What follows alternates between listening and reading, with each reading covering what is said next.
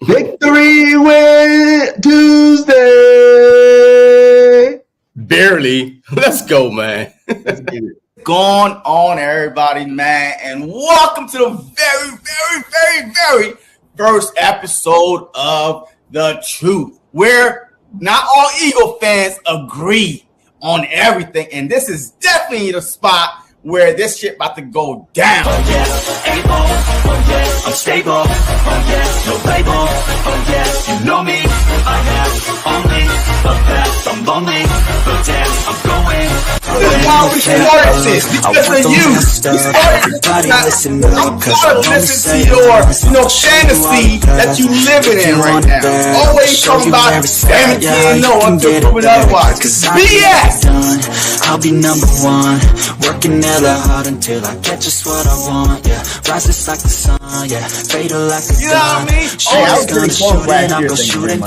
We could have easily won those 3 games we lost. I gotta get through it, and the only thing I know is to love what I'm doing. Right? Do you not think ourselves those 3 games?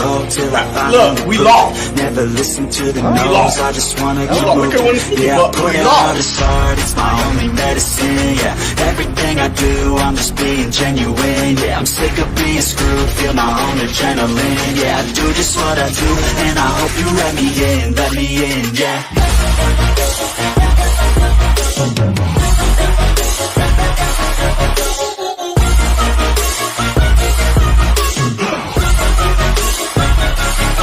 I'm grateful, oh yes, able, oh yes, I'm stable, oh yes, no label, oh yes. Woo, bro. Hey, do I look older, man? Because god damn, man, the goddamn Eagles took some years off my life, man. Very What a soon. struggle bus we on right now, man. But we definitely gonna get into it, man. What's up, man?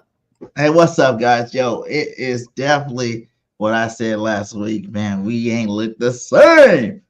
A team that we should have went in and dominated from the jump. It should have been a blowout even. We go in there and struggle and barely pull off the W, man. How's everybody going today? This is The Truth, episode 42. I'm Birdgang 31 with JC Sports Talk. And we're going to get a little bit into it. We got a special guest coming up a little bit later from the Giants Club. We're going to talk about that Giants Saquon return to home game coming this week. But we're going to recap this game, man. Like you said. Yeah, do we have to? Yeah, we got to do it. We got to do a little bit. We got to do a little bit. Hey, can we just go straight directly to the off season, man, and then restart this whole season over? Right? Like, let's go. The pluses. What are the pluses of this football game that you've seen? God, man, we gotta start with the Give me pluses. some pluses, goddammit. Huh? I said, give me some pluses, goddammit. Well, Jalen Hurts had a turnover-free game. Boom. That is a huge plus. For about 260, whatever it was. No turnovers, no fumble, no interceptions. So that was good. AJ Brown, Devontae Smith, they came back and then missed a beat. They both caught a touchdown. Unguardable. Like a couple of those passes could have been a lot easier for AJ Brown if only Jalen Hurts to let him a little bit more. But they came back, they picked up where they left off together in Brazil. Mitchell, Q, he's that dog, right? He's that dog. And I saw your boy that you wanted. Was he on the Lions? Terrion Arnold? Man, that dude is leading the league in some freaking pass interference, all that crap, man. But Q over here is leading the league. You keep getting mixed up. I wanted. I ain't never heard of him either. The deal for the Saints. Exactly. Look, out of sight. Kool-Aid. Hey, whoever you wanted. I want Kool-Aid at corner, but I wanted Latu at the end. Okay, all right. Well, we're talking about corners wise. I mean, both of those guys you wanted, they're barely around, right? One of them, I don't even know what team Kool-Aid play for right now. Thanks, man. He's not doing that over there. That's my Washington Saints. I never see him. I dabble. Nothing happening on his side of the ball. Exactly, because he's trash. Anyway, Mitchell, he's that dog, man. He should have his first pick if your boy Chauncey Gardner didn't want to run into him, but whatever. So that's some good stuff going on. And At the other corner spot, man, yo, I didn't even recognize that Slade was out the game, bro. Yo, I didn't even know that Slade wasn't even playing until like the third or fourth quarter. I'm like, wait, Slade's out? You know why? Because this is the deepest cornerback room we had in a while. So that was good right there, even though when Slade went out, they didn't miss a beat. So, there are some good things that happen. Cooper Dejean, man, you know what I mean? Welcome. A good sight to see. Tackling, blitzing off the corner slot, the nickel slot, returning kicks, no fumbles. So there were some positive things that happened, man. So how about you? You pretty much said them all. Like Jalen, clean game. That's definitely the first positive and the only positive really need to talk about. Another positive. Grant Calcaterra. Yeah, Calcaterra stepped up in Dallas Goedert's spot. I got to see a little bit of Jahan Dotson this game. Yeah, they're working him into the offense. That's another good one. That Ringo hit. That Ringo hit was all good. I don't care what Ringo did the whole game, but that hit, my guy, that hit definitely was tight. I loved it. Good to Devontae and AJ back doing their normal thing. The number one receiver duel in the NFL, showing why they're number one, and hopefully they keep that going up the rest of this year. Another good thing, the Philly dogs finally bit. The Philly dog finally bit somebody. He got his first sack. Yeah, Jalen finally got his first sack. Jordan Davis, Nolan Smith, they all did their thing. So that was good to see those guys finally get out there, do something productive. What up, Cool Cat? How you doing, my guy? How you doing in there? Yo, hit that like on the way in. We on all channels. I haven't heard anything about the Goddard injury yet, but I heard he's gonna be out this game for sure. What with his hamstring? Yeah, he's considered day-to-day, but he's definitely. They say he's probably gonna be out this game for sure. Mailata's out for a couple of weeks. That sucks because Fred Johnson did not look good on that side of the football. He looked good when he replaced Lane. He did not look good when he replaced Mailata. But that was less, that was unexpected. He didn't, train to play left tackle the whole week. So with the week under his belt, but we are going against a Giants front. They ain't playing around. So, they lead the league in sacks, by the way. So we definitely need to train them up fast. Yeah, and hopefully give them a little bit of help over there. Like you said, Quignon, another game, no touchdowns. Gotta give him props for that. Dejean came, no touchdown, did his thing out there. Gotta give him props for that. Even though they messed up that interception, the whole defense as a whole kind of played pretty good this game. You got to see Josh Huff. I keep saying Josh Huff. Bryce Huff, in that 4-point stance, and he really started to get after the quarterback, which we've been waiting for him to do all year long. And didn't he get a sack or did he not get a sack? Did he? I think Nolan Smith, he might have got half a sack with Cooper Dejean, didn't he? I believe so. Yeah, something like that. BG 200th game. BG balled out of his mind. What up, Coach Ante?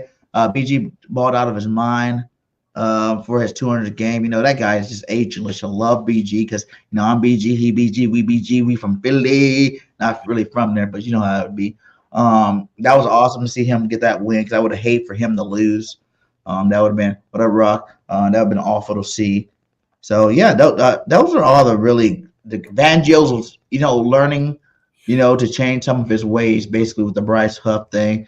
And blitzing, he blitzed a lot.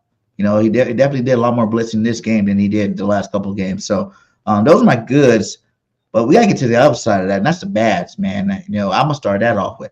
The bads is Nick Sirianni jabbering his mouth at the end of the game to the goddamn fans. Like, what the hell's wrong with you, Nick? You about to get fired, and someone's got to walk this guy out the goddamn stadium and keep doing stupid shit.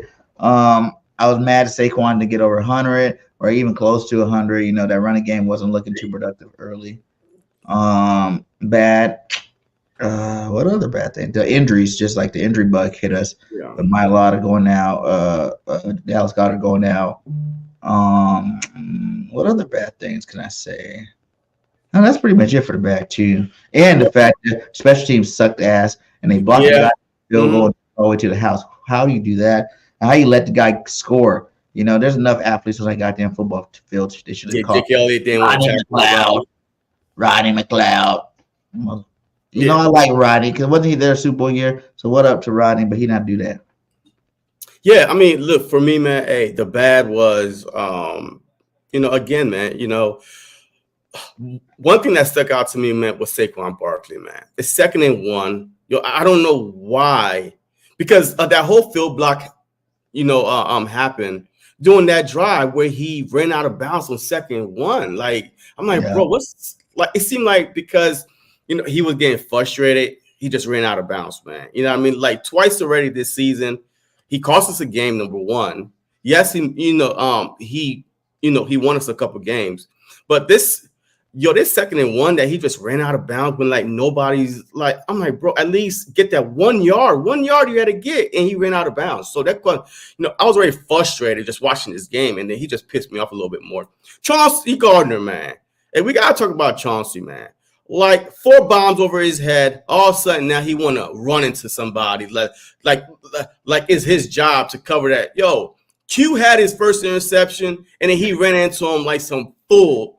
The fool he is, you know what I mean? Pardon my French, fool. You know what I mean? Hey, that young man, hey. He's ball hog, right? That's what we got. Ball hog, right? How many interceptions he got this year?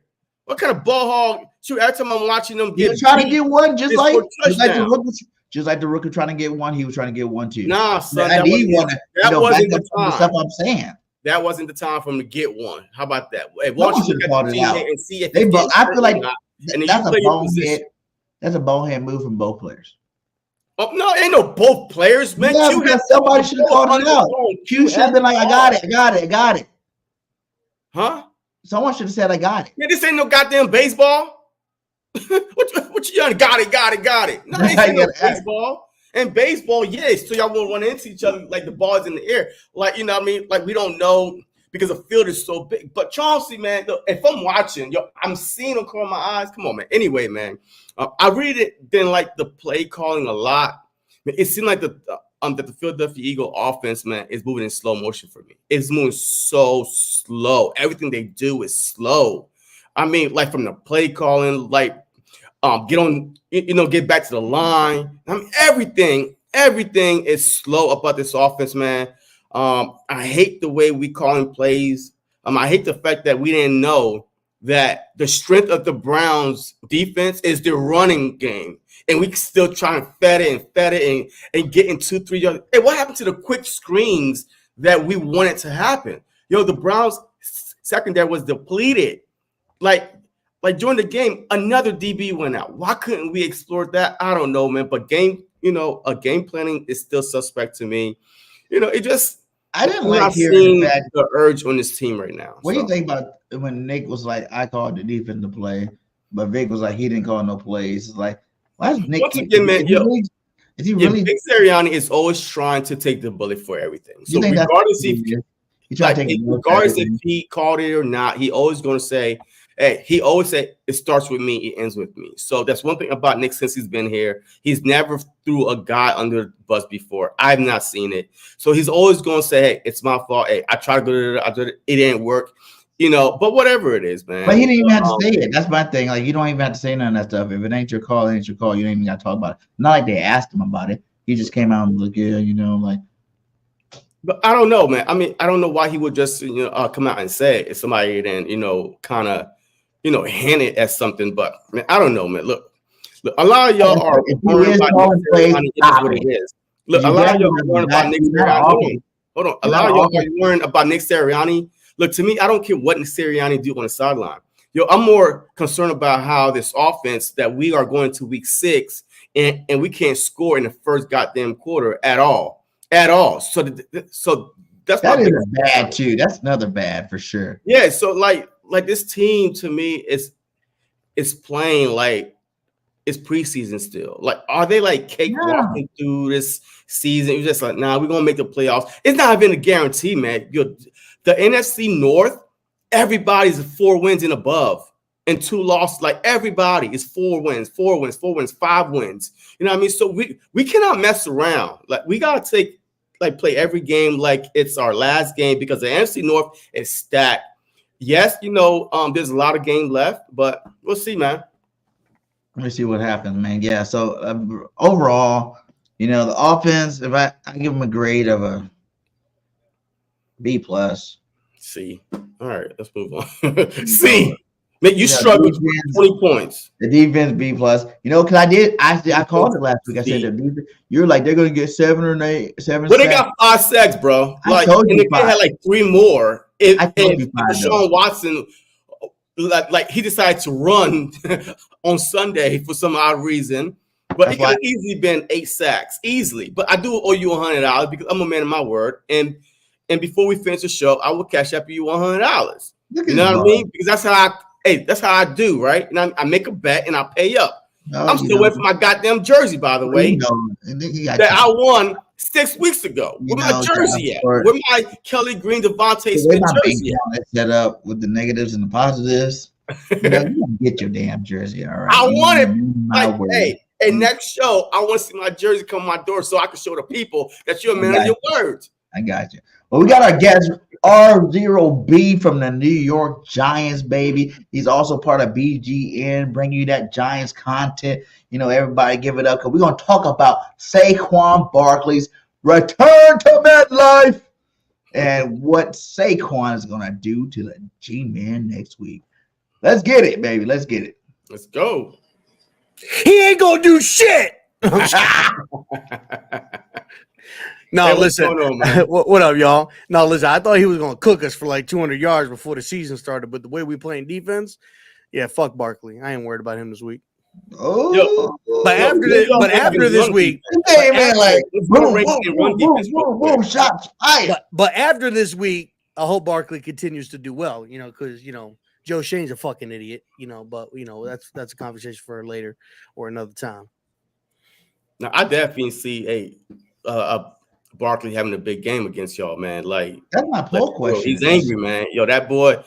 Look, he ain't get a touchdown last game. He ain't even run for over 60 yards last game. You know what I mean? But we'll see, man. Revenge games. I love revenge games. That's when man. All of a sudden, man, he turned into a Marshall Faulk. You know what I mean? He gonna get at least 3 touchdowns on y'all. But anyway, yeah. My poll question is: will he get over 200 yards? Listen, he might hit 3 touchdowns, but he also gonna have like 3 fumbles. Okay. Nah. Hey, listen. If there's one thing about Barkley, he know how to drop the ball. Okay, he know how to drop the ball in big time situations. Okay. And that's coming from a Giants go back fan. To that one game. That's coming back. That's coming from a Giants fan. That's coming from a Giants fan. Hey, we got you on the show. You came in hot. Where the intro at, my guy? Where the intro at? Oh, my bad. I got you. Finally, R0B and PTA have come back to BGN.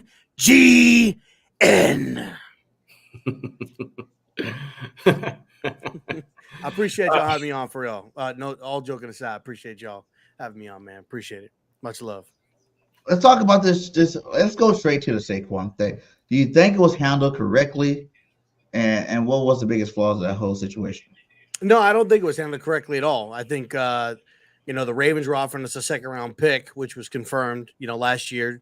Joe Shane didn't want to pull the trigger, for whatever reason. John Mara didn't want to do the trade or whatever. And my opinion is the same way that you allowed him to go ahead and you convinced John Mara it's okay for him to walk out the door. You could have did that shit during the season, and gotten an asset.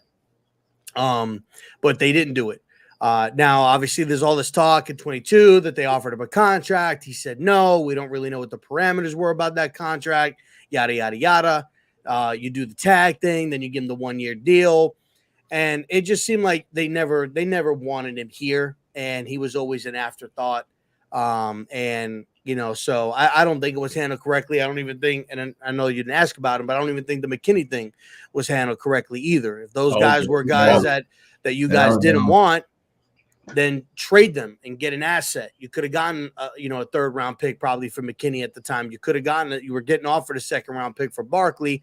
Now that puts you into a different type of conversation where, now you got 3 2nd-round picks going into this draft. You traded one away to get Brian Burns. Now it leaves you 2, now you take a quarterback at 6, and then you use those 2 second-round picks and move up into the later second round. You can get yourself a Xavier Worthy. You can get yourself a Ladd McConkey. You can get yourself an Xavier Legette. Like, you can get one of these wide receivers, or shit, you could take a wide receiver in the top of the second round. Maybe you move up or something. So I don't think it was handled correctly in any facet. And then to watch Hard Knocks and just like to listen to Joe Shane, like when you got Chris Rossetti saying, "Are we sure nobody gonna get his money?" And then you got Brandon Brown sitting there like, "Motherfucker, you were in Philly. You know who's gonna give him cash. You know it. You know Howie. Like, come on now." And then so he's like talking to these guys like, "Oh, you guys think you know better than me?" Like, Joe Shane's a whack ass dude, bro. He's a fucking clown. Like, Joe Shane's a clown, bro. He's an idiot. Nice. Whew, I like hearing that from a Giants fan. That's good stuff. Good stuff. Now, tell me about your Giants this year so far. Man, well, look, I mean, I think the defense has been the standout since week 2. First 2 weeks, it did not look good at all. And then I think Shane Bowen, went and watched a little bit of Wink Martindale tape from the last 2 years, and went up to some of his guys and be like, "Yo, what do we got to do to change things up?" And he's been doing a hell of a job. I think we have right now, I think the defense is playing at a playoff caliber level. You shut down one of the more explosive offenses last week in the Cincinnati Bengals, who was scoring at least the last few weeks 30 points per game. It was going up a little bit each week, and you were able to keep them at bay. I know we lost Kayvon Thibodeau, and that was a big blow last week. But as he stepped in and looked really, really good, Burns stepped up, looked really, really good. The pass rush actually looked a lot better than it has the previous weeks. Even though we're leading the NFL in sacks. So the defense has definitely been, the biggest standout and the biggest bright side. Obviously, Malik Neighbors, and what he was doing throughout the first, few weeks of the year. And he's been out last couple of weeks. Hopefully, he health-wise, I hope he's good. I'm not rushing him. I'm not one of these guys that needs him back out onto the field. So hopefully his health is good. If he's good and he's cleared and he's ready to go, then he can play. Cool. If not, then, do what you got to do. But he's definitely been a healthy, bright spot. Tyrone Tracy's been a pretty, over the last couple of weeks, the running back has been a pretty good bright spot for us. And I think a lot of the rookies that we picked up, the rookie class this year, Tyler Newbin, Drew Phillips, really making plays. Obviously, brought up Neighbors last couple of weeks. Theo Johnson kind of getting in the mix due to Neighbors' absence. Hopefully, if he comes back, they continue to try to get in the ball.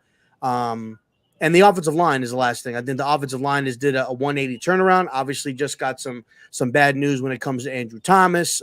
Looks to be a Lynn Frank injury, so he's probably going to be done for the year. But up until that point, it was offensive line looked, fantastic. Was playing like a top 5 offensive line this year. So I think those were the bright spots, thus far. Definitely not Daniel Jones. Well, yeah. Speaking of Daniel Jones, man, hey, the Philadelphia Eagles, hey, they got their quarterback. The Commanders apparently have their dog, their quarterback, and Dak Prescott, you know what I mean? So the rest of the teams in the division have their quarterback. What do you see happening with Daniel Jones? He still have 2 more years on his contract. So what is the plan moving forward, regardless how far he gets y'all? I really don't know. What the plan is. I think he's a limited quarterback that can't, and he's been showing it.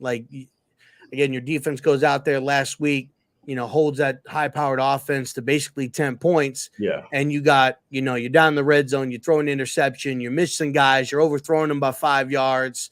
You're staring down on a 4th and 2. You're standing down a wide receiver when you got Slayton coming wide open. The guy just is a limited quarterback. And so I personally don't see him returning. And if he does, I think it'll be probably in a limited role where they're going to end up drafting a quarterback if these guys are back. These guys, I'm good if they get fired. I'm not sitting here advocating for these guys. This goes beyond the Jones, contract. I think it's the miss of the draft classes. I'll give you props for one, but one doesn't excuse 2 bad draft classes, for the exception of maybe Tay Banks or whatnot, or any players here and there. not to mention contract negotiations and how you handle Barkley, how you handle Xavier McKinney, how you handled the Barkley and Jones contract situation in 2022. You know, you're just doesn't even seem like he knows the market. Even when you watch Hard Knocks, like he's got all these numbers of players, and then it's just completely and utterly wrong.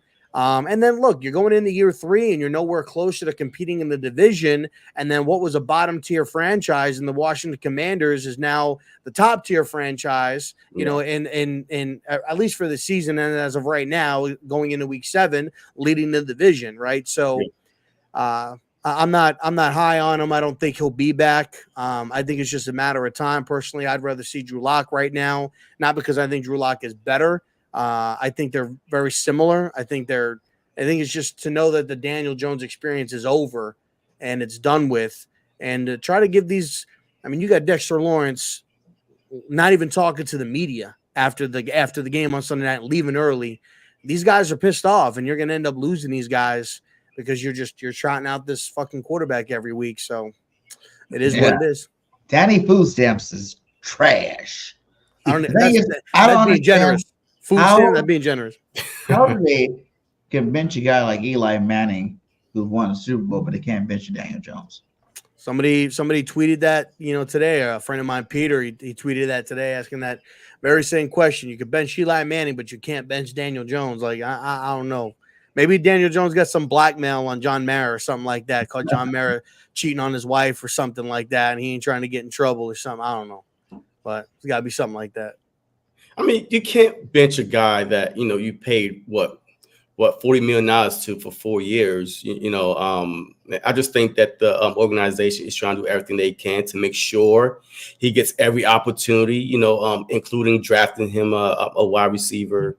Like I said, look, I like your offense, man. Talk to me about Brian Daboll, man, your coach, man. Like, is he on the hot seat? Like, does he have to make the playoffs to keep his job, or like what?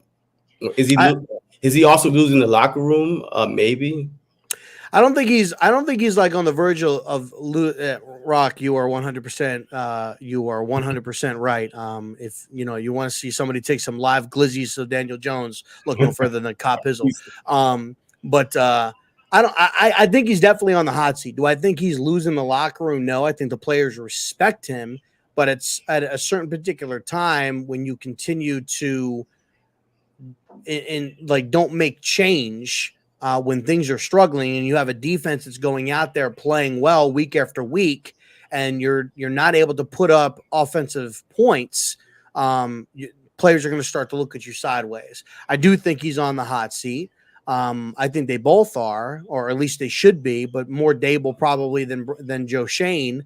But I've had conversations with people within the Giants fan base, on Twitter Spaces and stuff like that. I've got, based on like certain things that they did, I don't feel like maybe they operated as if they were on the hot seat, and that might be true.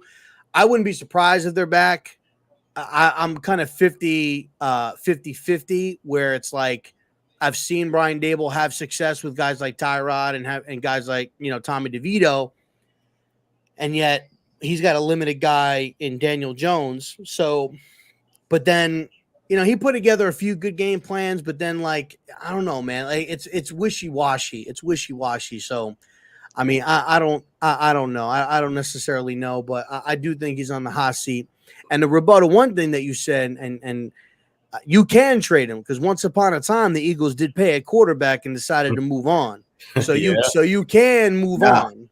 You can move on. It is possible. You got to eat a little bit of money, but you can move on. So look, it's just about when you got to move on. It's just about admitting that you're wrong, and moving on to something else. Now, granted, do you guys make that move, to Jalen? If you don't have Jalen, probably not. You probably don't trade Wentz, but you were smart enough to say, hey, we paid this guy. We've built up the roster a little bit. We can afford to take a swing on this quarterback here as a backup, just in case. Wentz had a couple of injuries prior to that. So to give you know what I mean? So, that's where it's at. Smart. Look, good organizations make smart decisions. And that's why the Giants are on the bottom, because they don't make smart decisions. So the Giants are allowing 20 points a game, and y'all scoring 16 points a game.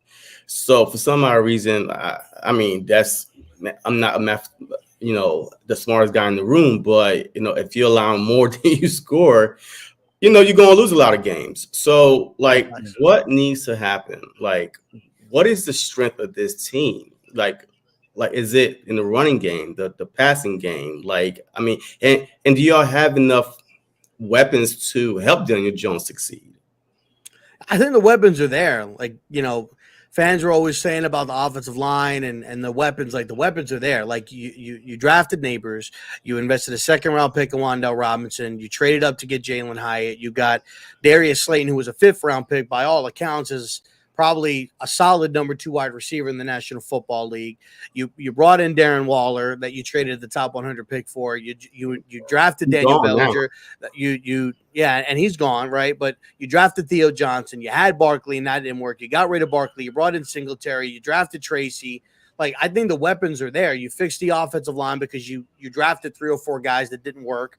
Like, so I think the offense has everything that it needs. The quarterback is just limited. I think that, the running game right now with Tyrone Tracy, I think adds a really good element if used properly. He's got really good vision. He's got good patience running the football.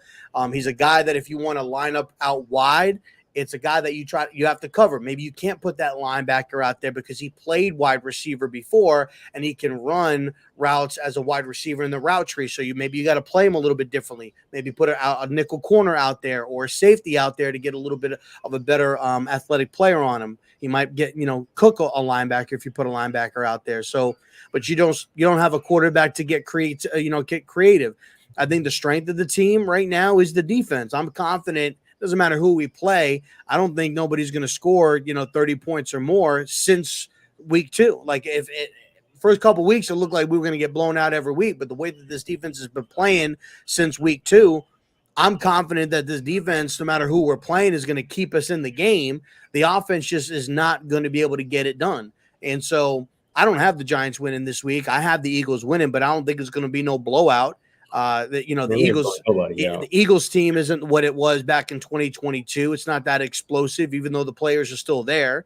And so I think it's going to be a close game. I'm thinking 20-12. Maybe we make 4 field goals, 17-7, maybe something like that. Like, it's going to be something like that, and hopefully the Giants can take advantage of some of the mistakes that Jalen's been making thus far since 23. He's got 28 turnovers or 29 turnovers since 2023. So, and that's I think one of our weaknesses right now is, we're getting a lot of sacks, but we're not really creating a lot of turnovers. And so we need to do more of that.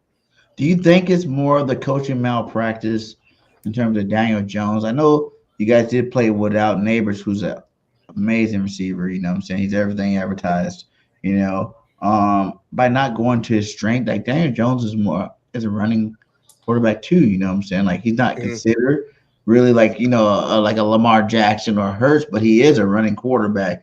Do you think there needs to be more of that implemented to your offense for him to be successful? I mean, that's always been the case. I mean, during Hard Knocks, you had Tim McDonald. It's like, what is our offense identity going to be if Barkley's gone? You got a quarterback. His verbiage was quarterback, if it's Daniel, relies on the run game. Like, that was always a part of Daniel Jones's game was running. I mean, you guys know the famous meme out there, him tripping in Philly and falling down. Like, what I'm saying? Yeah. Like he's an athletic kid, and running has always been his thing. But, he's coming off the knee. He's got a $23 million injury guarantee, and this guy's running him like he's fucking Bo Jackson. Like, or Corey Dillon or something. Like, you gotta. I don't have a problem with a running quarterback, but not everybody's built like Jalen. Jalen is a fucking tank, and Lamar Jackson is probably one of the more elusive types of quarterbacks that I've seen since Michael Vick. So. And then you got your outliers. You got, guys like Josh Allen, that's a fullback fucking playing quarterback that can truck you and do all that shit. Not a lot of quarterbacks are like that. I like a quarterback that is mobile, that can make some plays. I was a big fan of Russell Wilson. was a mobile quarterback, can make plays in the pocket, but if you want to try to take away his pacing, his passing outlets, he can do it with his legs. Aaron Rodgers, same thing, could do it with his legs. Mahomes could do it with his legs when he needs to. That's what I like. So I just right now they need to be careful with him. But the problem is that he's so limited in the passing game that the only thing he has is running. Like, he'll make some plays here and there, in the passing game, but it's like nothing that's going to kill you. And he had that good game against Seattle, was not expecting that. And I'm like, all right, you know what? Maybe you can build off of this a little bit going into the following week. They're playing the 31st ranked fucking defense in Cincinnati. They're allowing 10 touchdown passes, QBRs to wide receivers of like 93% of QBR rating. This should be at home. He hasn't thrown a touchdown pass since we played the Indianapolis Colts in 2022 in MetLife. That's the last time he's thrown a touchdown pass. Ooh. And this should be the time where you get it right. And he couldn't even do that. And he's missing guys that are on 5, 6, 7, 8 yard routes, overthrowing them too wide, not on point. Like, that's just basic shit. Like, I would expect that from a rookie, not a 6-year fucking player of the National Football League. So, I mean, he's the one that's really holding this team back. He really is. Another thing for you, he played at Philadelphia Eagles, man. Hey, we make quarterbacks look good over here. So don't worry, man. Hey, we make quarterbacks look good over here. Hey, Deshaun Watson almost, this dude been the worst quarterback in the league and almost beat us, by himself. Like, so. Listen, maybe, who knows? But at home, every touchdown pass that Daniel Jones has right now this season has come on an away game. If this was away in Philadelphia, I'd feel a little bit more confident. But being that it's at home, no shot. The Giants did shut down the commies, and they putting up points, so I'm not taking this game for granted. If y'all, that's true. I mean, I watched that game, man. That was a hard-fought game. Y'all had y'all kicker, man. Y'all would have beat the Washington Commanders, man. Y'all would have, y'all didn't had no kicker. So, I mean, that's unfortunate, but y'all could have beat the Washington Commanders.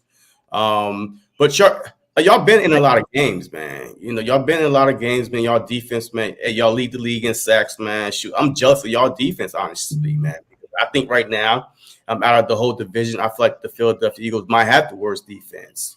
Only because we're still learning a new system, and we everywhere right now. Our linebackers, they hit or miss. Our front four can't really get to the quarterback, man. We had 6 sacks until we played the Browns. We got 5, right? Y'all had 8.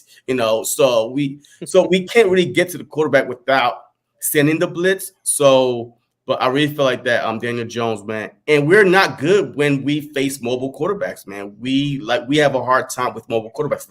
Like we don't have our own mobile quarterback that we could practice with, right? Man, you would think, God damn, that's Eagles, man, have you ever seen a running quarterback before? But I think that Daniel Jones, man, watching that game on Sunday night, he was running, man. And when he runs, he doesn't slide, man. He run that's his last down. I mean, he tried to give it all he got because of his lack of, whatever he had that he doesn't have. But we'll see. Another thing I want to say was, do you think that maybe, with Saquon was there, right? Mm-hmm. You guys needed that neighbors type guy at receiver. You know what I'm saying? That would have put you guys in a nice situation on offense. But then you took away Saquon, you gave neighbors, but you didn't get a good enough running back to replace Saquon. I think we really got robbed of that twice. Believe it or not, with the same fucking running back. We had Odell, drafted Barkley, had him for a year, and then that was, that went over like a fart in church. That was over quicker than a fucking virgin having sex. And then, you have Barkley there. And yeah, I mean, Barkley had his injuries, but to me, Barkley never had a good line, never had really a good quarterback to stretch the field, and he was going up against 8, 9-man boxes almost every game and was still able to have the success that he had, especially in 2022, going, 1,300 yards. Even though he had a bum shoulder and everything like that, that was because like he's still going up against that. So you didn't have a weapon on the outside to really open up the offense that you could stretch the ball down the field, or a quarterback that could do it. So yeah, I think it would have been awesome, to see, what it would have been like to have Barkley and to have Neighbors together, and what that dynamic would have been. But at the same point, and granted, these couple games that Tracy's been kind of popping off, Neighbors hasn't been on the field. Yeah. I just don't know with the quarterback if it really would have made that big of a difference. I don't know if it would have. My heart wants to tell me maybe, but I just don't know if it would have made that big of a difference offensively. But yeah, I feel like I was robbed. That I think that they definitely should have tried to keep Barkley or offer him a deal. They didn't. They didn't want him. And then we can't pay Daniels $40 million to give it off to a $12 million bag. But then as soon as he signs, you go and you sign a fucking 27-year-old fucking running back in Devin Singletary, and bring him in and giving him $6-7 million. Like, that shit doesn't make any sense to me. But I feel like I was robbed as a fan for sure. So you think if they keep Barkley, if they keep Jones, they use a high draft pick on a running back? You talking about next year? Yeah, next year. No, they're taking a quarterback 100%. They fucking better. I wouldn't listen. I ain't gonna put nothing past the Giants. But I think after what we've seen thus far, I don't think whether they're here or they're not, I don't think this organization doesn't take a quarterback unless a new regime comes in and says we don't like or we're not big on any of these guys, and then they sign a veteran. Get rid of Jones, sign like a veteran to like a 2 or 3 year deal, and then take your whatever we're going to be picking with, and then you trade it and you gain extra assets and you move back into the draft and you get a haul for it because maybe there's a, say you finish with a top 3 pick and, there's a team in there. I'm presuming that like one team is the Raiders who's going to take Shador, then it's us, and then maybe it's a team that doesn't need a quarterback that want to move up for a Carson Beck, a Cam Ward, a Milrow, or something like that. Maybe you get yourself a nice little haul, have and move back if you're not really fond of that. But I think if these guys are here, I don't see them not taking a quarterback. They have to at this point. The Eagles, what do you think about us? What do you think is going to be if the Giants were to win? I know you say they won't win, but you got to be, for your team too a little bit here. If the Giants were to win, what would need to happen? Well, one, I really like the way that Shane Bowen is moving around Dexter Lawrence on the defensive line and trying to get these guys, in different spots. A couple of different formations that I saw him do it the last couple of weeks is overloading the left side, so the right tackle spot, and having a single guy, whether it's Burns or Aziz, on the left side on a one-on-one situation, and trying to get Dexter Lawrence on one-on-ones. And so so far it's had some success. There was times where they had him one-on-ones in the Cincinnati game, definitely in the Seattle game. So him being able to move him around, we joked around today, like they should just line him up a defensive end against fucking Lane Johnson and let them go at it, which I wouldn't be opposed, because fuck Lane Johnson. But on the left side, man. That false starting son of a bitch. No, I'm just kidding. But look, I think if the Giants are going to win this game, I think you got to get to Jalen Hurts. You can't allow him to use his legs, even though, and I feel like you're going to see a lot of that in this game, and you can't allow him to do that. I think that with the injuries that you guys have on the offensive line with Mailata, I think that guys like Aziz always plays well, when he's playing against the Philadelphia Eagles, gets a sack or two on Jalen. As a matter of fact, I think he was like the only one that really last couple of years got a sack on fucking Jalen because of Jason Kelsey being there. Thank you for retiring. But now, you're going to have your second year center or third year center, trying to go up against, Dexter Lawrence and, Landon Dickerson. Listen, I saw what Landon Dickerson did to that defensive tackle last week. From the Browns. He tried come around and Dickerson turned around and laid him out. You ain't doing that to 360-pound, Dexter Lawrence. So that's going to be an interesting fight. to seeing Landon Dickerson and see if they put Landon on an island against Dexter Lawrence. They put the center on an island. I'm assuming he's going to get double teamed, but get after Jalen. The thing with Jalen is he's been making a lot of mistakes, and they have to be ready to capitalize on those mistakes. And if Jalen can't limit those, and we got to be able to control the time of possession, which we've been doing a solid job of since week 2. We've led every game in time of possession. So if you can limit yet again the amount of possession that Jalen has, he's done it before. He's going to try to play hero ball, try to get everything done himself, and that's when he makes his mistakes. So put pressure on him, limit his possessions, force him to try to do it on his own, and capitalize on his mistakes, and be able to run the football. And if they can do that, I think that they have an opportunity to win. But I do think that realistically, if they need a chance, they're going to have to score at least a defensive score. A defensive score in this game is going to have to be necessary, I believe, to win this game. But I do think the game is going to be close. It's going to be very, very close. What happened? I said, or special teams. Like last well, week, I mean, our special teams for a touchdown. That's really because you really think about it. Like if they don't get that block kick, they don't score that touchdown, then the game doesn't look as close, and then probably people aren't so mad. So it's like I should have brought them out more, but we should. I feel like the same way this week too.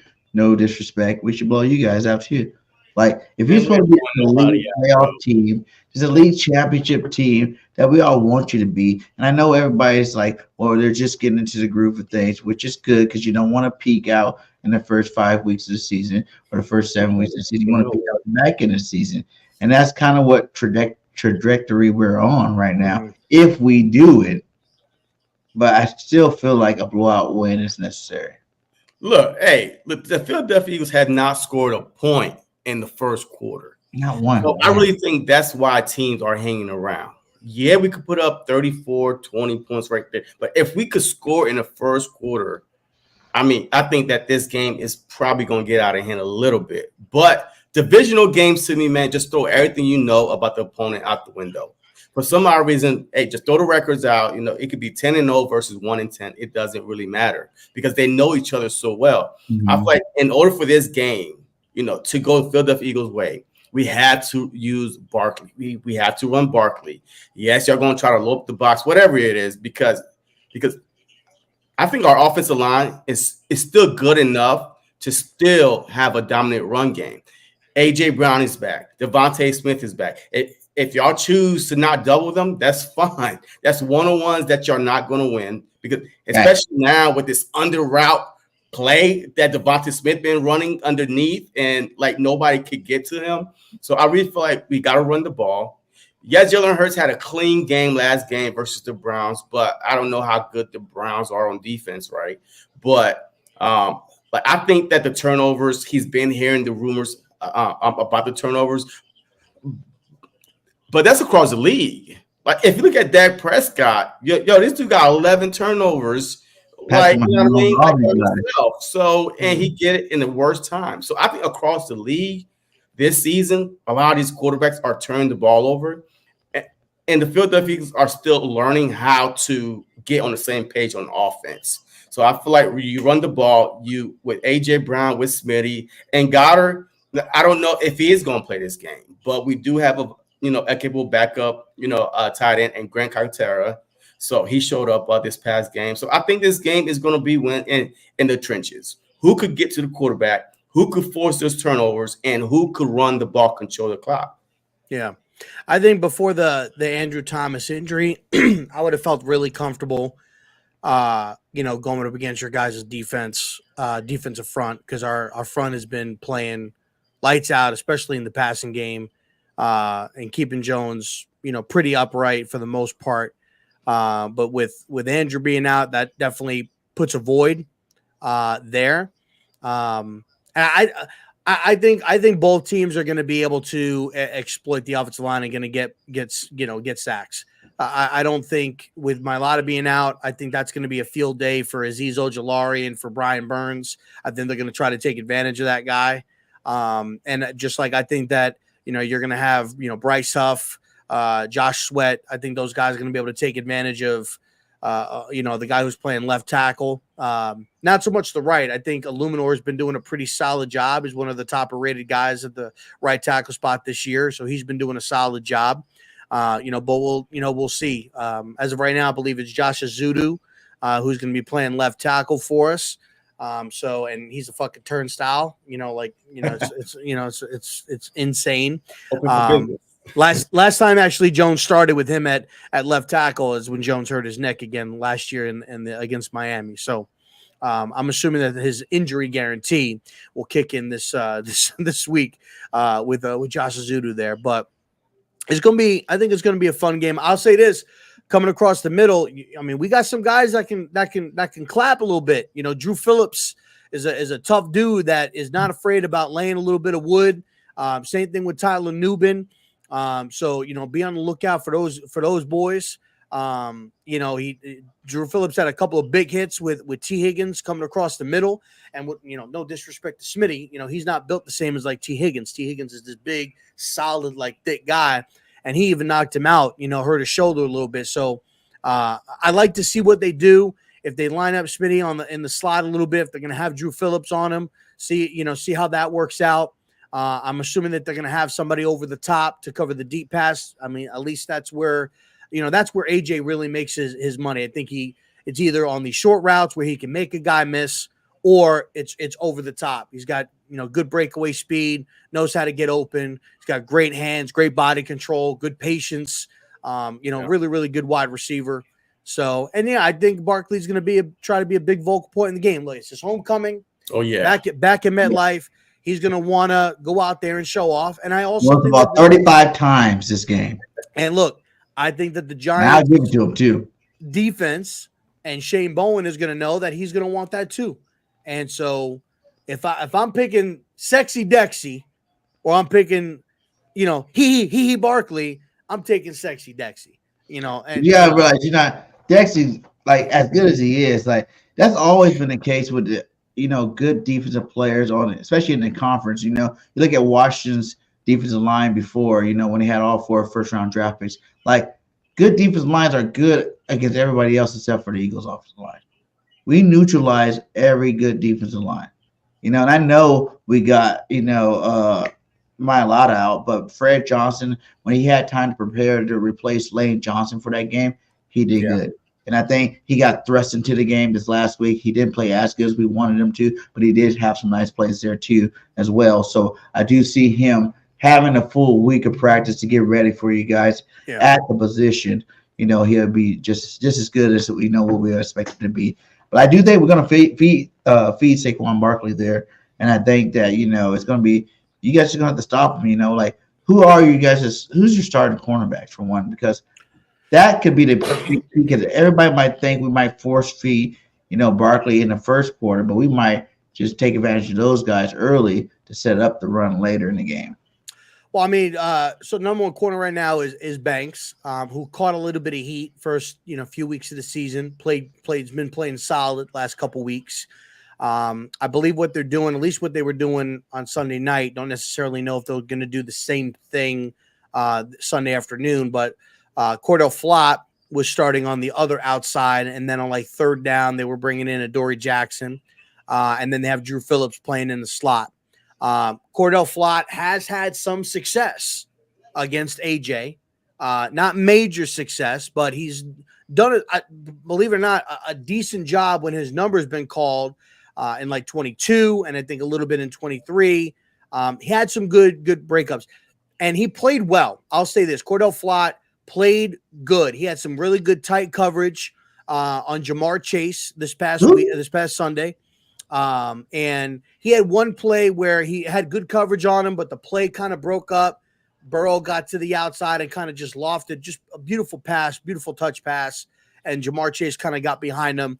And mainly it was because the safety that was playing over the top, which was Tyler Nubin, I believe at the time, vacated because Burrow kind of rolled out to his right and then he threw it back to his left, as a touch pass to Jamar Chase. So he lost the safety help over the top. But, he did a good job against Jamar Chase this past week, Sunday night. So, we'll see what happens. About?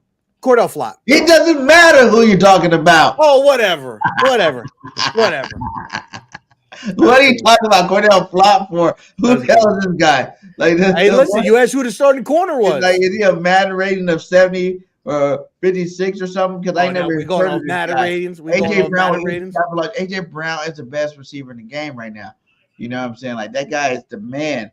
And he's not better than JJ or Justin Jefferson. I think he is, though. He ain't better than Jefferson. I think he is. No shot. I think Justin Jefferson, right, being the only guy on this football team. I know they drafted Addison from USC, but you got to think how many USC, receivers actually do become superstars in the NFL. Not very many of them. So in terms of a true number two, there's not really a true number two over there. He's number one. He's getting all the balls. He's getting all the targets. They took away the running backs there, so he's getting everything thrown at him. And yes, he's performing. He's catching these balls. He's making, water out of wine over there in Minnesota. Even it doesn't matter. Even making Sam Darnold look good over there. You know what I'm saying? Like, so yes, he's doing his job. But AJ has Smitty.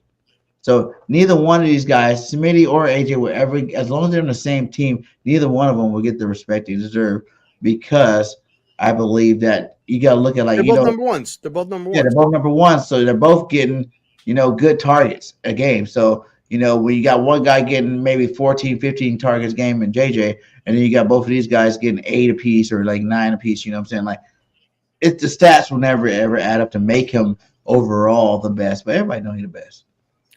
I would say, I would probably say I would put Jettas at 1 and I might get heat for this one, but he's been having some bad quarterback play. But Devontae Adams is number 2. Devontae Adams is second best. Is the second best. Hold on. I would say at number 3 for me, it's really kind of tied for me between AJ, and I really I'm drawing a fuck and Mike Evans. I'm really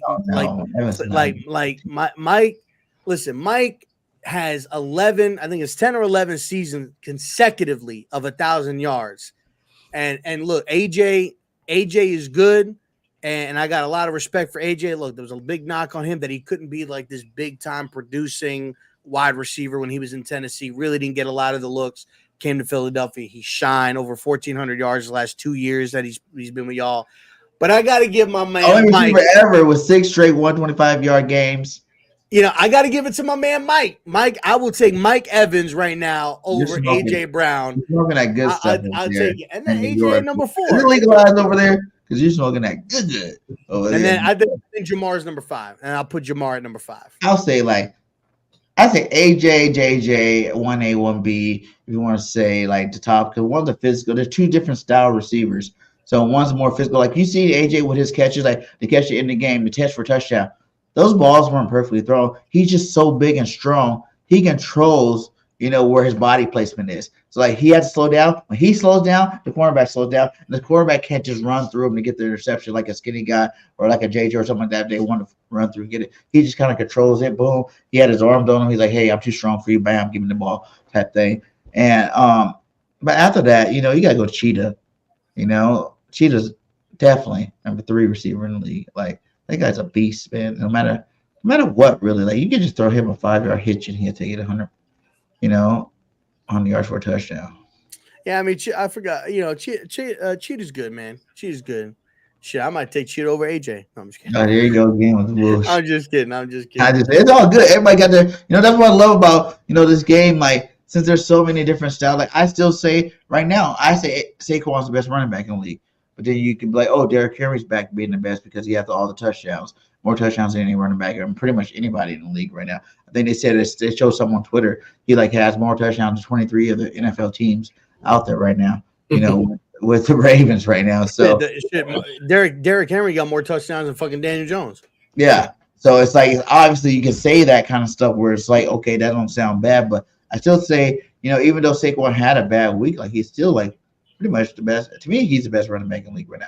I think he overtakes, CMC. I know CMC been out, this whole time because he got hurt. But this year is Saquon's year to be the best back in the league. And I think by the time it's week 17 or week 18 hits, he will be that guy. So, listen, I had him, before the season started, a bunch of us were talking and like, all right, who's your, top 3 for like MVP?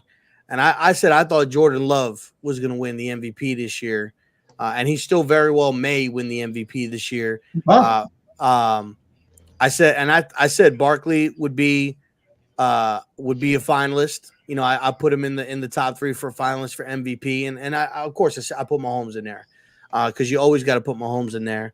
So look, I'm a big Barkley fan. It sucked seeing him go to Philadelphia. I wasn't one of these fans that was trashing him and snake or this or that. Look, you didn't burn his jersey? Nah, fuck that. I still got him. I still got his jersey hanging right there. Look at him. At the end of the day, man, it's like I'm a father. A father is 6, so it's like, I don't want to be going across country when you got little kids, and if you could just drive 2.5 hours up I-95 and go to where you got to be, and you can go home every night. I mean, why not? So I would do it, and shit like that, to make sure that I'm home every night to tuck my kids in that night, spend time with them and shit like that. Like I don't want to be. Yeah, he could have went to Houston, probably maybe a little bit of a better situation, maybe, play with a little bit of a better quarterback, whatever the case may be. Who knows? But you're not home, right? So, but I think when it comes to Philly, though, y'all need to get rid of Nick Sirianni. I mean, quick. Like, I'll be honest. Like, I would have given him the boot. I wouldn't let him leave fucking Cleveland last week. Like I would have. I was going to do him last season. I was going to leave him there because here's the thing. Like for me, they don't respect that dude. And I hear Jason Kelsey. I got respect for him, whatever. And all due respect, Jason Kelsey. I respect you, but they don't respect this dude.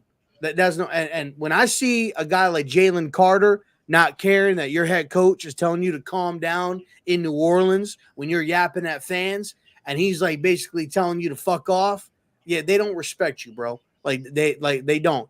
And so I think there's a couple of character issues too. Like Carter's got to get his shit in fucking line. And he like, I'm hearing things like him like kind of giving up and shit like that. He's got a poor attitude. Like you need to get a head coach in there that's going to get these fucking players right. And that these players are going to respect. And Bill Belichick's name comes to mind. I think Mike Vrabel. I think that's a good choice. I think Mike Vrabel would. I think he was. Vrabel would be good too. Vrabel would be good too. And he'd get a good little offensive coordinator there, even to keep Kellen. Yeah, this is the thing with that, right? Hey, Nick Sirianni been the same guy from day one. All right, the only difference now is because of what happened last year with the whole losing streak, and then coming into this year, but he's been the same guy. Like we all love him when we was winning, and now because we up and down, and now fans are turning on him. Look, it is what it is. You need stability in a organization. All right, so he's been there. He's one of the winningest coach in the NFL right now. So I don't understand because he fits the Philly. He fits the Philly mood for me. Like, I mean, he is Philly, right? Hey, he chirp at the fans. He chirp at the, opposing fans. He chirp at the refs. I mean, he's okay. Yes. Yeah, we're going through a little up and down phase with him, but he's fine. The players love to play for him. Every player come out and defend him. Not one time you hear, something bad about him. So I feel like that we all need to calm down and just have fun again, man. Like he's still the same guy. Two things with that is one is I feel like he's doing a little bit of what Dougie P did, even though Dougie P won the Super Bowl, so he kind of had a right to do it, but he got a little too cocky after he went to the Super Bowl. You know what I'm saying? Like he thought that's when he brought in the whole first-time coordinators on offense and defense. And you see how that turned out. And now you got to come bring in these veteran guys to try to change out theory around and all this extra stuff. Like the whole reason why we got him in the first place was because he's supposed to be a great offensive coordinator, period. Since he came to our team, he sucks at being an offensive coordinator, period. He's trash at it. So, I don't know. Like, I feel like that Nick, and I never had a team. I've never seen a team have to defend a coach so much Yeah. Like every week, we got different players coming out defending our head coach about a call or what he did on the sideline or something like that's taken away from our joy that you want to see us playing with. I feel like, you know what I'm saying? Like you shouldn't have to come defend your coach week in and week out about whether it's just antics on the sideline or what kind of play call he's gonna call. So I don't know, like you already knew I want him. Yeah, no, look, I think, and JC, you kind of hit on it. Like when you're winning, people let things slide. Yeah. When you're not, then people become more critical of what you're doing. And the thing is, what he needs to do or what he should have been doing is not acting the same way as if you were winning when you're losing. And that puts off a bad persona. Like chirping at fans when you get a 4-point victory over a bottom tier franchise when your team struggled in that game, meaning like if I'm talking to Nick Sirianni, that's clown stuff.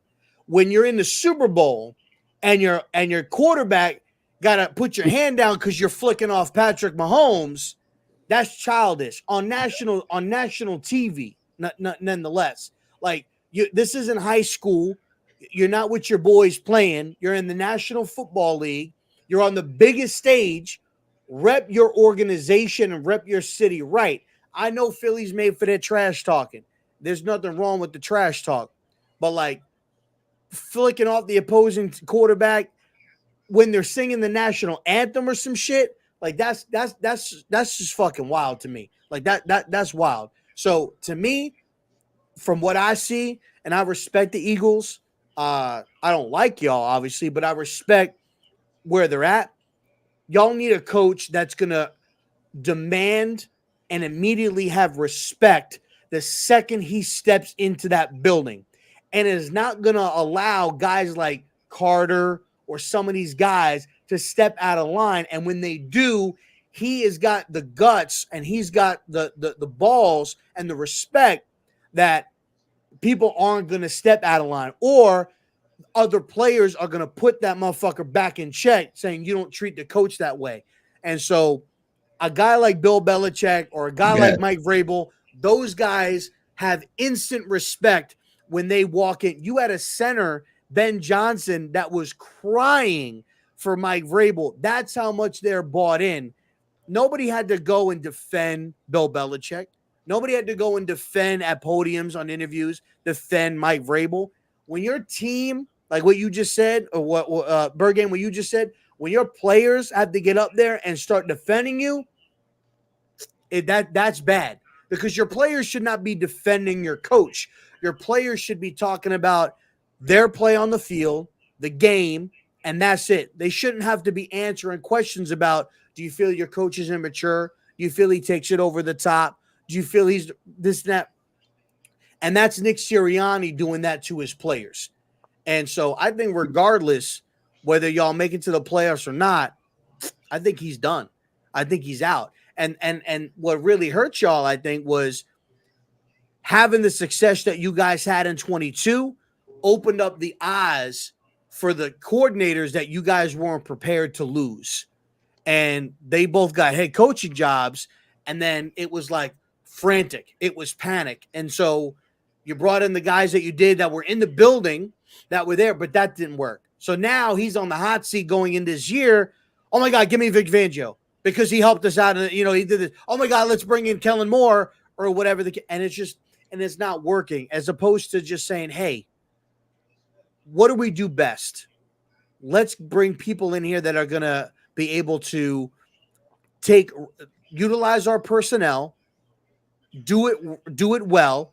Even if it's not great to start off, it's going to get there. And he just made some panic hires. Like, I think bringing in a guy like Brian Flores, like last year, would have been a lot better for y'all than who you guys had. And then you went to Vic Fangio. Because, I mean, look what Brian Flores is doing right now in Minnesota. Like, that defense is crazy. And they got a lot of young cats. So, but, I mean, I respect y'all. I mean, you guys got a good roster. Got some good players. And, I think it's going to be a fun three-way battle between the Commanders and the Eagles and the Cowboys. And look, the Commanders are hot right now. They're playing hot. They played the Ravens good. Everybody's on this fucking JD5. Oh my God, JD5. Yeah. Like I was never a big JD5 fan. He's playing good. I'll give him props, but I'm not jumping glazing over this guy. I want to see what he does in year 2 when people got tape on him. Are you still going to be, are you still going to be able to go ahead and deliver? And if he does, I'll eat my crow. But that's going to be an interesting battle to see what happens, like, and how the division, pans out. Dallas looks like a shit show. Yeah. You guys are up and down a little bit. Twice, like bad. Like, dude, at least we're not getting blown out by nobody like that. Like, they've been destroyed twice. Like, you thought the first time was a fluke, and then they did it again. I don't think it's over for those guys, man. They don't have no running game over there. They brought back Z thing, and they're in the same situation with you guys when it comes to the head coach. Like, Mike McCarthy just don't demand no respect in that building. He doesn't like it. Doesn't. I'm sure they like him. I'm sure he's a nice guy. They just don't. They don't demand respect. Now they paid Dak. They paid CD. You're right, and you got Parsons on deck. Parsons and Law is out. Dude, it's and it sucks as a Giants fan because I see what Washington did by just drafting a quarterback and how that could have changed. Yeah. And it could, and it hurts me to think, bro, if we would have taken a Penix or we would have taken a JJ, you guys could have got Penix. What would it have looked like with us? Because I didn't think the wide receiver room was terrible, but at the same point, like I said before, you could have taken the quarterback at 6. You just had Amari Cooper get fucking traded for a 3rd and a 5. You had Brandon Ayuk that when the season started was looking to get fucking traded, right? Devontae Adams just got traded. You guys traded for DeMar Dotson, right? Like you could have drafted a wide receiver in the late first round, in the second round. You maybe could have traded for a guy like Amari Cooper, a good veteran wide receiver. If you had a rookie quarterback to give him a good veteran target to throw to. Shit, we might have been in the mix for this fucking division because this division is like this right now. Wide open. It's literally wide open right now. You guys can't still do it. Neighbors come back healthy. Absolutely. Daniel Jones can eat his Wheaties for the week. No chance. Who knows? DJ the opportunity would have been this past Sunday. If they would have went out there and took care of business, right? There would have been a 3-way tie or whatever for second place between the Cowboys, the Giants and the Eagles. And then this game coming up would have been huge because big time implications, because if we would have won this game, now you're talking about going to 4-3, you guys dropping to 4-3 or whatever the case may be or whatever. And if Washington loses, now you're in the mix, but you lose and it makes this game even harder and you're 0-2 in the division. Like we are 0-2 in this division. I'll be honest, we're about to be 0-3 in this fucking division. So only way to change this game is benching Daniel Jones and putting in Drew Lock. That's to me personally. And Drew Lock might be able to play. Who knows? Because he's still a young cat. He beat us last year, man. Drew Lock, man. Seattle. Yeah, he beat us last year. So. He cooked you. He could actually go out there and win next week too. But hey, let's wrap this one up, guys. Good show, guys. But what are some keys to the game here? Let's get some keys to the game from each of us, and then let's do a score prediction. Let's have our final thoughts to get up out of here. You want me to go first? Yeah. All right. So key predictions in this game. I think the Giants get 4 or 5 sacks in this game on Jalen Hurts.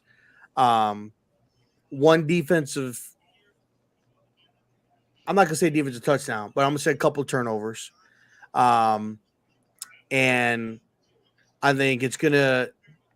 I think Neighbors plays, and he kind of gets back into his little groove. Man, and then I'll wait for to do the score prediction unless you want me to do the score prediction now. But you do go ahead. But I'm gonna say the final score of this game I'm going to say it's going to be 21-10 Eagles. 21-10 Eagles. All right, so look, a couple keys to victory, man. One, we got to run the ball. All right, this is a Saquon Barkley get back game for me. So give him the ball. You know, if the Giants can't stop the run, just keep running the ball. But also another key to victory is quick throws on your wide receivers and make the Giants DBs, you know, corners tackle them. You know what I mean? Like, just give them time to react in space. Run the ball. Jalen Hurts, to me, all right. So last week, turnover-free game. I feel like with A.J. Brown being back, Devontae Smith being back, that he's going to have 0 turnovers again. Like, he's going to go back to Jalen Hurts. He's not going to go throw for 300-400 yards. He might have like 220 passing, another 50-60 on the ground. Saquon, I definitely see him going over 100 yards and a couple touchdowns just because his get back game, and you got to feed him. As far as defense goes, I want to see Neighbors and Mitchell. You know what I mean? Quinn Mitchell, man, like, he's one of the studs. Our DB, do not put him on Slay at all, because Slay going to have about 3, 4, 5 pass interference if he's trying to cover Neighbors. So I want to see Mitchell on Neighbors, man. That's a matchup for me to watch, because I believe that's a true test for Q to, you know what I mean, having the big stage on Neighbors and Q, right? 2 rookies. But definitely defense for me, man. The defensive line, we had to get to Daniel Jones, man. We had to make him play happy feet back there. Make him, turn the ball over, get to him, sack him. Because, like I said, before the Browns game, the Philadelphia Eagles had 6 sacks. Y'all lead the league in sacks. We was like the 29th in sacks. After the Browns game, we got 5 more. So now we had 11 sacks in 6-7 games, man. That's pathetic. So we got to get the pressure up front. Jalen Carter, Jordan Davis, clog the middle, put pressure on Daniel Jones. You start hitting them, he's going to start throwing the ball like Eli Manning, airing the ball out, closing his eyes. But you got to watch out for his legs. You got to contain Daniel Jones in the pocket. The Philadelphia Eagles do not have a good, track record when it comes to running quarterbacks, because I think we're undisciplined, whatever it is. But Daniel Jones, he'd be running all over us. Like, if you go back and look at the Eagles game, this dude is almost averaging 100 yards on us, running the ball. So we definitely got to keep Daniel Jones in the pocket and get to him.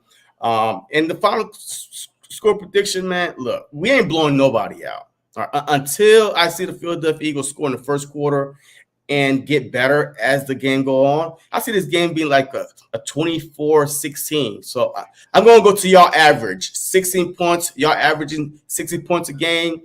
Hey, 24-16 Eagles. Nice. Okay, my keys to the game is to get the guys on the touchdown, roll, because when these guys get touchdowns together, the bad boys get the touchdowns together, the Eagles are 8-0, baby.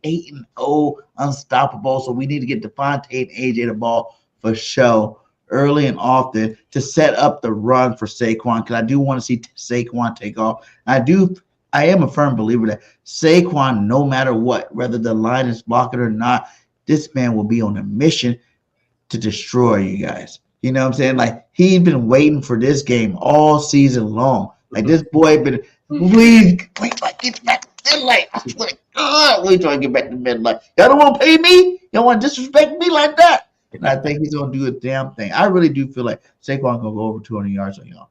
I'm just saying it. Like, I feel like it. He's going to do it because you guys won't be able to play the 8-man boss, because if the Eagles are smart, they're going to let the first couple of drives get, AJ and Smitty the ball to keep the, defense honest and not be able to get that 8-man front. And then if you don't have an 8-man front against this Eagles offensive line, there's going to be plenty of hosts for Saquon to go deep. So, that's what I think with that. On the defense side of the ball, I want, like you said, I want to see Q, Quinn Young lock up, Neighbors if he does play. You know what I'm saying? Because that is a high caliber receiver versus high caliber. 2 rookies going at it, battling one-on-one. And see who gets it. Right now, Q don't have no touchdowns on him. He's going to play some really good receivers already, but no touchdowns. Will Neighbor be the guy to break that? So I don't think he will do it, but we're going to see what happens there. And I think this defensive line gets back to what they've been doing. Last game, 5 sacks. I can see another 5 sacks against Daniel Jones, this week. I'm not gonna say no big 7 or 8 and 9 sacks, but I'm gonna say like another 5 sacks this week again to get into the floor of things. I think this is the uptick for the Eagles. The Eagles will start getting better and better and better as the season goes along to become that elite team. In terms of score prediction, man, I think it's going to be 31-14. Eagles blow you guys out, but it's not the blow like, they scored 50 points or something like that. It's going to be a nice 31 points. You guys score 2 touchdowns, 14 points. Eagles win, and we're going to call it a game. I don't know, bro. We ain't blowing nobody out. But anyways, man, hey, we definitely, you say, hey, we're going to get back to what we've been doing and getting sacked. Bro, I just told you before the Browns game that we had 6 sacks. And we got 5 last games. And we get back to last week. God damn it. We get back to last week. Look, if you are struggling in sacks, just play the Browns. They will make sure that you get your stats up. And then we're going to go back to the 1 or 2 sacks that we've been having. But look, the Mariota injury, man, I don't know how bad it is, but that's going to be a key that the Giants could exploit, right? You know what I mean? Their pass rusher going against, a Johnson over there. So I don't know how that's going to look like. But have y'all played the Lions yet? That's what I'm doing. Have y'all played the Lions yet? No, I don't think we played the Lions this year.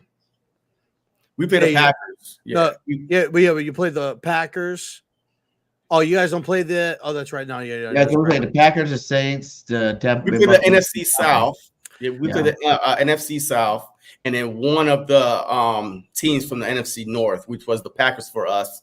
The Cowboys got the Lions. Y'all have, I guess the who finished 3rd in that division last year or 4th in that division last year. So whoever finished 3rd in that division last year, that's who y'all play, and then the Commanders play. So I don't know how real this is. A little breaking news, but not really breaking news. Max Crosby, about 49 minutes ago, photoshopped himself in a Detroit Lions uniform. Ooh. That would be scary. And this same, and I don't believe this, but this same account who has 25,000 followers, claims to be an insider for the NFL, is claiming that the Giants are trying to work on a trade for Matthew Stafford. Mm-hmm. I can see that, though. Yeah, but why would the Rams do that, though? Because Puka is coming back. Cup is coming back. So why would you trade for Daniel Jones? That whole team is going to say, hey, trade me. Hey, I have no idea. I see something that said Myles Garrett 2 years ago said he would love to play in Philly. You think that's going to happen? Come on. It's a trade deadline. That's possible, too. I would love to get a Myles Garrett right now. I can see Mad Max going to the Detroit Lions. That I can see. See that with Hutchinson out. That I can see. I don't see. And the Raiders are selling.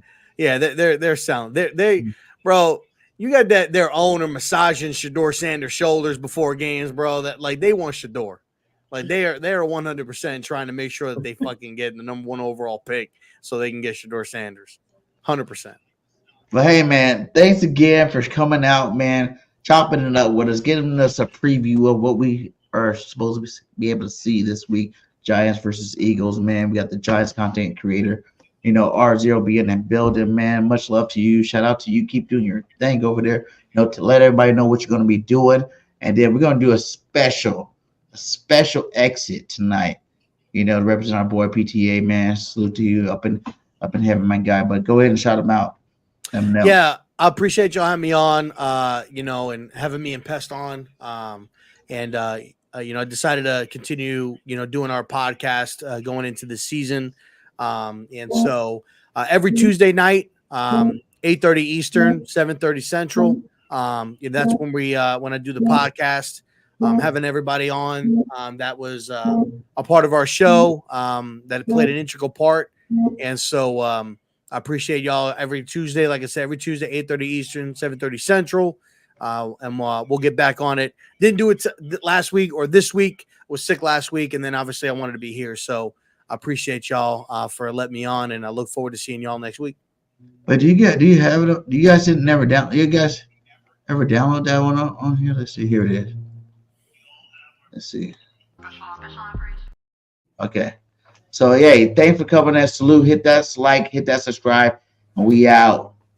Peace. We in the building. We in the building. We in the building, bitch. We in the building. We in the building. We in the building. We in the building, bitch. We in the building.